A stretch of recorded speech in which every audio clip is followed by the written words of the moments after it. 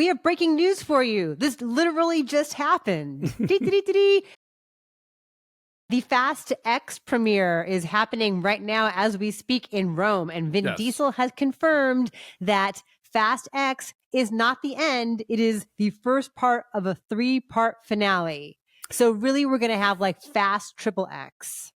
Well, Fast XI and Fast XIII anyway. But yeah, no, this is, and maybe they'll cross it over, and then Vin Diesel will have to play 2 roles because they're so very different. Yeah, I mean, I'm not surprised. I think a lot of people saw this coming. There was that whole moment with the YA movies with your Harry's Potter and your Hunger's Games, where the last your Twilights, where the last one was at least bifurcated. But no, that's not enough for the Fast series. Now we have to trifurcate our finale, which admittedly, given how many characters there are now that they have to lug through these movies, I think you need that much real estate. I mean, Helen Mirren deserves more real estate. Alone, yes. Right? Don't you think? And we're throwing in Brie Larson at this point, like in this economy? Come on. Brie Larson and Charlize Theron? Well, she's at least been there, Right. We got a lot of people to cram in here. So you and I, Alonso, are going to see Fast X on Monday night. We are indeed. And we will have a quick little reaction coming out of that. And then the embargo lifts Wednesday. So we'll have a review for you of Fast X as fast as we possibly can. Yes. Because that's just how we do around here. We're always thinking about you. We are. And so, movies exist now, but the writer's strike is continuing. And we are feeling, its toll, and also the solidarity that is coalescing around the writers, with every other guild marching with them, many actors, posting photos on the picket line with them. But Tony Gilroy said that he will shut down production on Andor.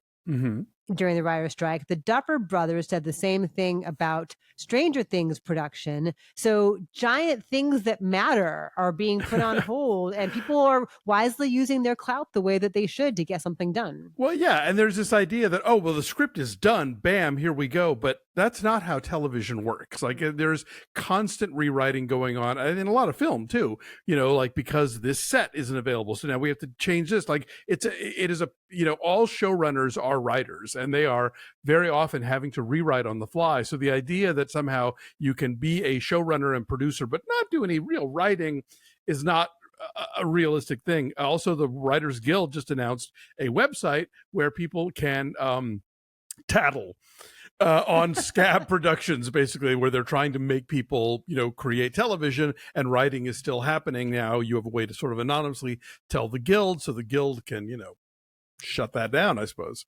Yeah. So this is like a week and a half or so. We are now into this. We will continue to follow it as it develops. Disney Plus and Hulu will be combined by the end of the year. Disney, of course, owns both Disney Plus and Hulu. And so they will all be one thing. I don't really know what that means in terms of like redundancies and layoffs and content, and I don't know. Yeah, I mean, probably nothing good in those departments, I'm sure. I'm sure there will be layoffs, and I'm sure that they're already yanking things off of Disney Plus. Somehow that's the solution now. Well, we've lost subscribers. Well, let's make less available. That's really going to draw people in, because it's not like every Disney thing ever was on there. And I'm not talking about Song of the South. I mean, like, where was the Boatniks? Where was the North Avenue Irregulars? It seems to me like if you want to build your subscription base, you add more things. But what do I know? I'm a dummy, and I'm not a very highly paid industry professional. The rest of the world kind of has Disney Plus and Hulu as a combined thing.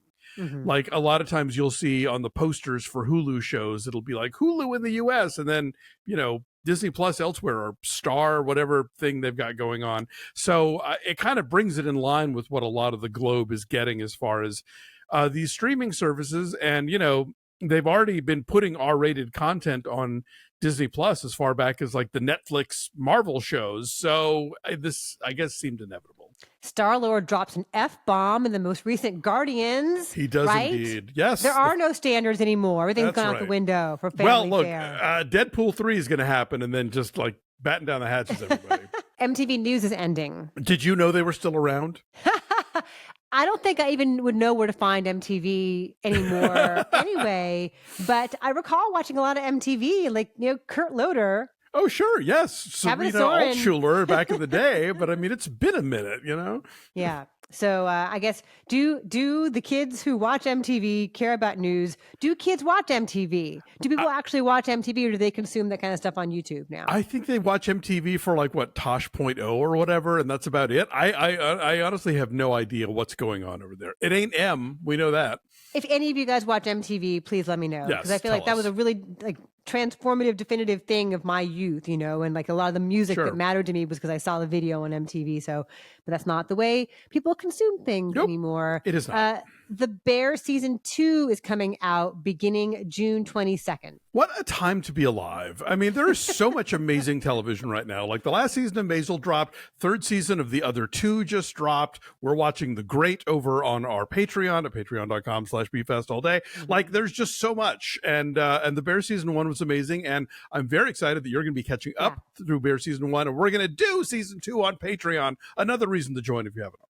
We will indeed. And then I also have been binging Succession. Have you heard? I've been watching Succession. Every night we watch Succession and then have really weird dreams that night. I bet. I internalize the stress of it. It's very stressful.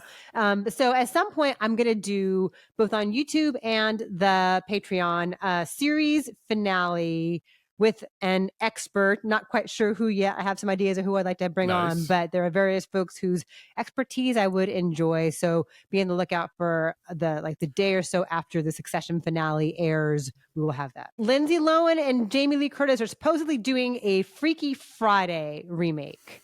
No, sequel. Sequel. Yes. Part of me is like, yes, please. I think that would be really exciting. Part of me also remembers that we just got disenchanted in Hocus Pocus 2. And so, yes, like, let's be careful what we wish for when it comes to legacy Disney sequels. But sure, why not? Love them both. Want to see it happen. I'm sure Mark Waters would be happy to come back and direct it. So, we'll see what happens. It was so charming. Yes.